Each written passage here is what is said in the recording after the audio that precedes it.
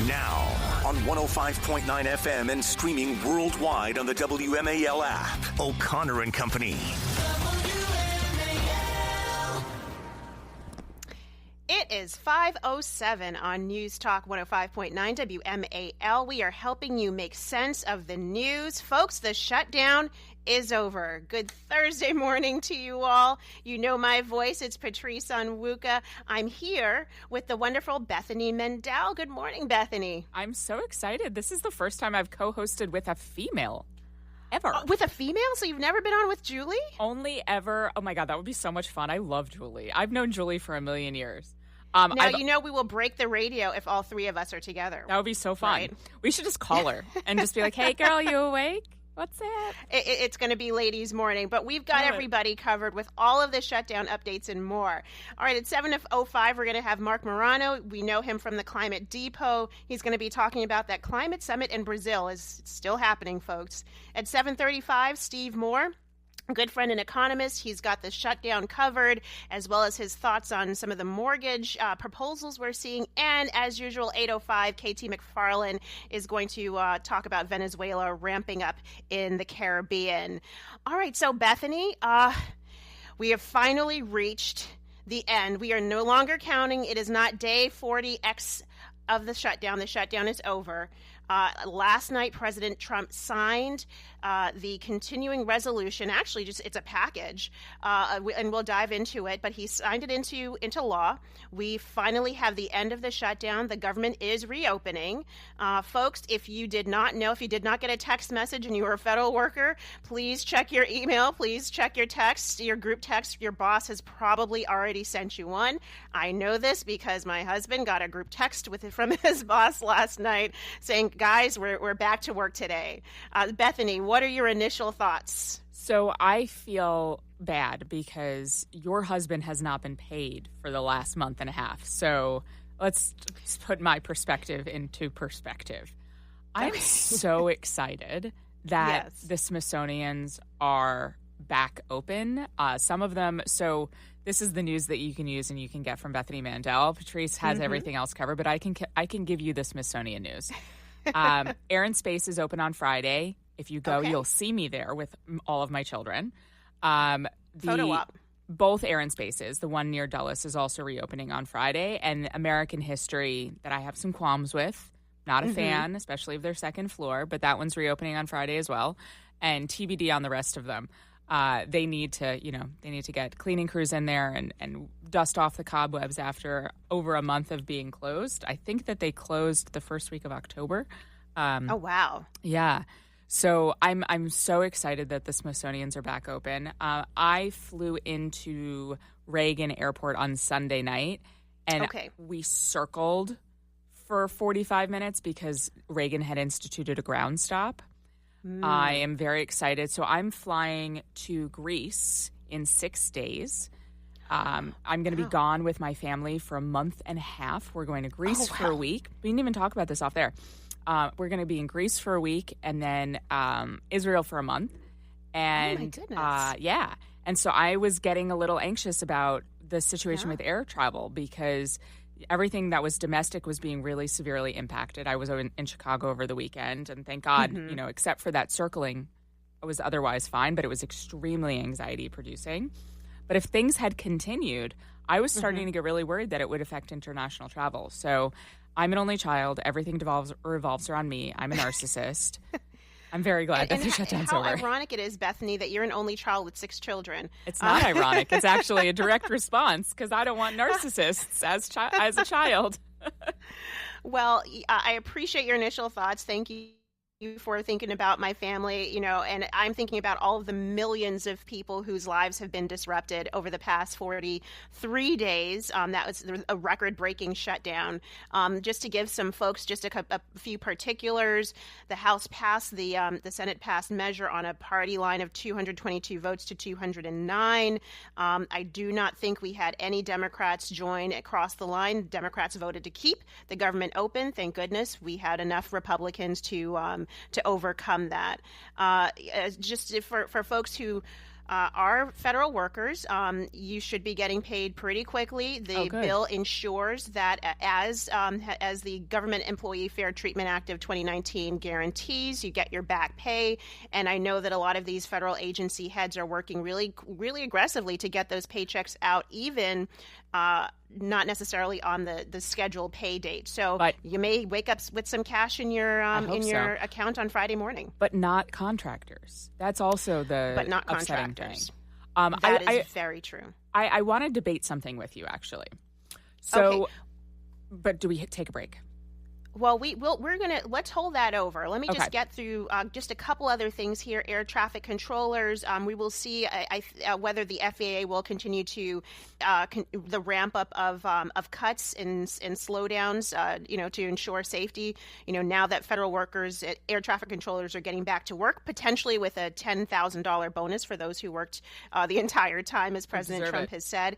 And SNAP benefits are scheduled to go out pretty immediately. So that's going to be important for 42 million people. And let me just get President Trump's words in from last night. I stayed up till after 10 o'clock to listen to it. Let's play cut 10. This is President Trump, the message he sent about this shutdown.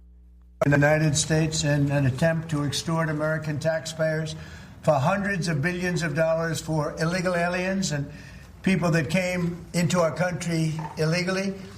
From gangs, from prisons, from mental institutions. They wanted to pay them $1.5 trillion, which would have really hurt our healthcare businesses and our recipients at levels never seen before. Today, we're sending a clear message that we will never give in to extortion, because that's what it was. They tried to extort. The Democrats tried to extort our country. In just a moment, I'll sign a bill exactly like we asked Democrats to send us all along, many days ago. This cost the country $1.5 trillion, this little excursion that they took us on. All right, so that is President Trump last night. He was flanked behind him with leadership in the House and the Senate. President Trump, his main message is the Democrats tried to extort us, and we will not give in to that extortion. Bethany, I think Republicans have showed up with a spine. Republicans showed that they can stay together, not break, not bend. President Trump stood with Republicans, did not give in to the left's baiting of him to try and get him to negotiate directly with Schumer, directly with Hakeem Jeffries. President Trump didn't do that. He certainly threatened to get rid of the filibuster, but he let Speaker Mike Johnson, Senate Majority Leader John Thune, he let them lead, and they led well, and they stood firm, and the government is reopened, and Democrats did not get their way. Yeah, they didn't get a single thing. I want to point out, so Secretary Sean Duffy tweeted as this happened that there were close to 20,000 flight delays, 19,986. And just think about all the disruption that caused people's personal and professional lives. And there was conversation about perhaps privatizing air traffic control and TSA in light of how long the shutdown was. And I'm conflicted on that, actually, and perhaps wrongly so. I don't think that most of these jobs here. Let's carry this over to the next segment. Yeah, because I want to hear your arguments on privatization. I think we can talk about the FAA, and we can talk about some of these federal programs like SNAP and like WIC, which have become hostages. Became hostages in the shutdown. All right, so let's hold this conversation right now. It's 5:15. WMAL, making sense of the news, live from the Home Paramount Pest Control Studios. Home Paramount, the leader in pest control since 1939. On this vote, the yeas are 222, the nays are 209. The bill is passed. The motion is adopted. So, Bethany, that was last night. 222 to 209, the government was reopened. You had cheers by, I presume, Republicans and jeers by, I would assume, the Democrats. We were right now, just before our break just now, we were talking about some of the lessons that we can be taking away from this government shutdown and some of the questions that we should be asking about our federal programs and our federal agencies and how they're running. And just a reminder for folks who don't know, and actually I put up a blog post at IWF.org talking about the shutdown, a lot of stuff on it, but this deal secures funding for VA benefits, for veteran benefits, as well as for the SNAP program, so food benefits for an entire year. It takes those two key constituents, their concerns, off the table, so that when this bill expires in January 30th of next year, and if there's not a federal budget passed, then if there's another threat of a shutdown, at least we know 42 million Americans who get SNAP are not going to be affected, and veterans who need their benefits will not have those disruptions. But that said, I think we need to be talking about how do we reform our federal government so that it protects us against the wiles of wild card lawmakers who are using people's hardship and their pain as, quote, leverage. Talk about the FAA. What are your thoughts on that, Bethany? So I'm really conflicted. I don't think that we should say some things are more worthy of being funded during a shutdown than others. I don't think that people should receive SNAP benefits, or that TSA and air traffic control, they need their paychecks more than people who work at the State Department or the FBI or the CIA, or who are running concessions at the Smithsonian, or who are cleaning up in office buildings, who are maintenance in office buildings. Unfortunately, the fact that the air traffic fell apart was what brought everyone to the table. That was the pressure point, the inflection point. And so I'm afraid that if we take away those pressure points of SNAP and of air traffic control, this could have gone on for months, and that's wrong.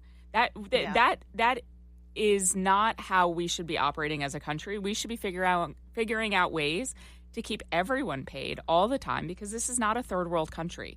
We should not have, and I heard this directly from someone at the FBI, there shouldn't be a food bank established in one of the front offices with boxes of Hamburger Helper, because we're not paying the employees at the FBI. That's ridiculous. Yeah. It makes you wonder how we could be at a place where so much of our budget is, kind of on autopilot. And really the solution is passing a federal budget. Yes. There's an appropriations process where 12 committees pass bills that funds all of the federal government. Because Congress has not done that up until now, we continue to have these mini continuing resolutions. They're stopgap measures. They're Band-Aids to kind of keep the government open at the same spending levels as under the COVID Biden era. Folks, we shouldn't even be spending that much money, but we are. Yeah. And so I think what's important here is that during this time, we've had all of the House appropriations bills have passed, which is really important. And this has been an opportunity now. We have, I think 9 to get through the Senate.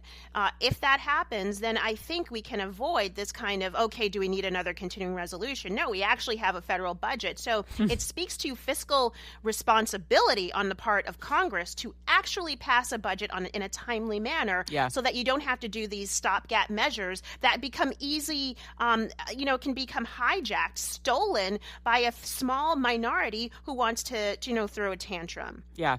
But to your point about privatization, I mean, I make the point about SNAP benefits. Yeah, we have 42 million people on SNAP right now. That is probably double what it was prior to the pandemic. So we have seen an acceleration of people, of households getting food help. And hey, during the pandemic, Bethany, that made sense. Sometime during the pandemic, but not 5 years after the pandemic started. We need to be able to ramp back down our social safety net to a place where it really just supports those who need help, not those who want to take their benefits and beg for what they need, which is food, and then buy what they want, which is eyelashes, mink eyelashes, and nails at the nail salon. Yeah, no, I have a friend who used to work as a checkout girl at a supermarket, and the stories she had about EBT were insane. I witnessed it when I lived in Washington Heights as well.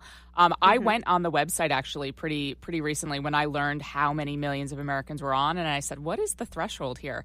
And I was shocked to learn for a family of 8, which is what we are, 6 children and my husband, that if we did not count my income just based on my husband's income alone, we came shockingly close to qualifying. And we are people who go to like Universal Studios on vacation. Like we're not. You can afford it. Yeah, we don't need food help.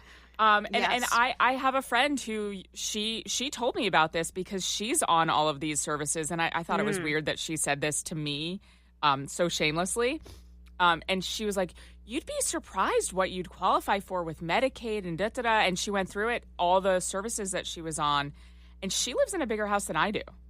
And I was pretty blown away. Now that we're past the shutdown and now that our eyes have been opened, maybe let's have a conversation. I 100% agree. And I think we saw some of that conversation during the One Big Beautiful Bill discussion where some reins were put on some of these social safety net programs. And of course, the left hates that. And so we need to continue to push for more of that. It is 5:24. All right. If you thought college students were ill prepared for college and frankly for life, the data we're about to share with you is going to make you even more disturbed. All right. Stay with us. It's O'Connor and Company at 5:30. WMAL-FM, Woodbridge, Washington, a Cumulus media station. Making sense of the news. News Talk 105.9. News now. Now, on 105.9 FM and streaming worldwide on the WMAL app. O'Connor and Company. All right. It is 5:37 on News Talk 105.9 WMAL. We are helping you make sense of the news. Good morning. It's Patrice Onwuka. I'm here with Bethany Mandel. Larry is on vacation, folks, so you have girls' morning all morning today. Good morning, Bethany. Morning. This is so fun. Let's kick more people off the island so that we can do this more frequently. I love it. At 7:05, we've got Mark Morano from Climate Depot. He's going to weigh in on the climate summit in Brazil. 7:35, our good friend Steve Moore, economist. He's going to hit the shutdown. He's going to hit some new mortgage proposals and everything else. And at 8:05, KT McFarland is here as usual. She'll be talking about Venezuela ramping up its military presence in the Caribbean. All right. So, Bethany, we're going to take a little bit of a break from the shutdown. Great news there, everybody. The shutdown is over, FYI. But disturbing stuff coming out of our higher education system. And it's not even about the lack of students of censorship and students not being open to varying viewpoints. It is the most basic thing about higher ed, which is students should be prepared academically for the future, and they're not even coming in to the doors of our universities prepared. Tell us what you found. So a new report came out from UC San Diego, which is a really, really top school in California. The Absolutely. UC system is not easy to gain admittance to. And they released a new report documenting, quote, a steep decline in the academic preparedness of their freshmen. The number of entering students who need remedial math has exploded from 1 in 100 to 1 in 8. They had to create a second remedial class covering elementary and middle school math in addition to covering the gaps from high school. So this is elementary and middle school math. And so I want to just quote, so they gave a test to their incoming freshmen. Mm-hmm. For grade 1 math, things that first graders should know, they had 87% of those questions answered correctly. 87 out of 100. Yes. Go to second grade math, 82%. Third grade math, 74%, which means that 1 in 4 of these students couldn't do anything past third grade math. And then you get up to 8th grade, and only 19% of them could do 8th grade math. I homeschool. Mm-hmm. My oldest daughter is in 6th grade, and it started getting hard around middle of 5th grade. I'm not a math person, okay? Mm-hmm. But I think that I am not well served by the fact that I'm almost 40, and it's been a long time since I've done this math. But when I'm sitting with my 5th and 6th graders, it takes me a hot minute to sort of re-jog my memory. But the questions that they got wrong when I sampled, and I'm probably going to write about this, I gave my 3rd, 5th, and 6th graders some of these questions. And my kids were suspicious of me because I told them the premise. I said, these are questions that incoming freshmen got wrong. And they got in their heads a little bit, and they were like, are you trying to trick me? Like, the answer is 3. Why?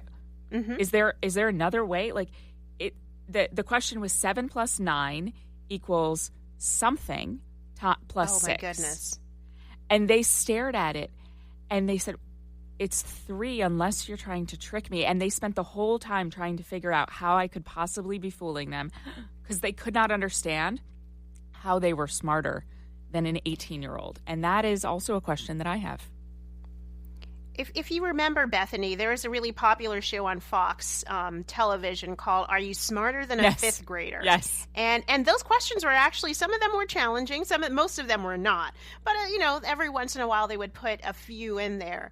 But it is disturbing that an incoming freshman at the University of California cannot round the number 374,518 to the nearest 100.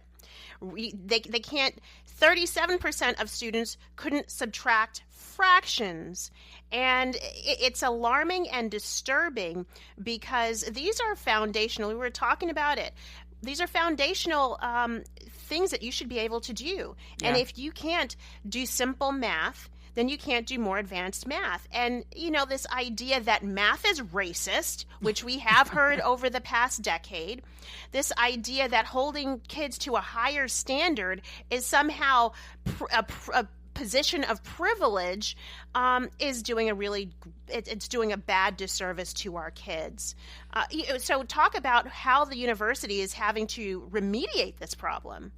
So, I mean, they have to do these remedial math classes where they're doing the job. And I want to make clear that my criticism here is of teachers and administrators who have decided to do these kids a disservice by continuing to pass them without teaching them. Yes. But also the parents. You should be sitting with your kids, even if you're not a homeschool parent, and realize what's going on here? You should know this. There needs to be more engagement from parents about what their kids are doing and how their kids are doing. But if you can't round to the nearest 100 as an 18-year-old, and also, I mean, rewinding back to parents, if you can't subtract fractions, did you ever cook with your kids? Did you ever bake with your kids? What are you doing? What are people doing? I'm really angry on behalf of these kids who were done a disservice, but also the fact that they had to live through COVID. And we're going to see, I wrote an entire book about this with Carol Markowitz, Stolen Youth. We're going to see the ramifications of the harms that we did to these children for a generation. And we're just seeing the tip of the iceberg right now. It's going to get worse. Let's keep talking about this, Bethany, because I 100% think that that's part of what we're seeing now, the vestiges of COVID. It is 5. Okay, so coming up in our 6 a.m. hour, we've got some zany things coming out of your favorite Democratic representative of Congress, Jasmine Crockett. And Michelle Obama is weighing in, and you won't believe what she has to say either. Stay with us. It is Bethany Mandel and Patrice Onwuka on O'Connor & Company at 6 o'clock. WMAL FM, Woodbridge, Washington, a Cumulus media station. Making sense of the news.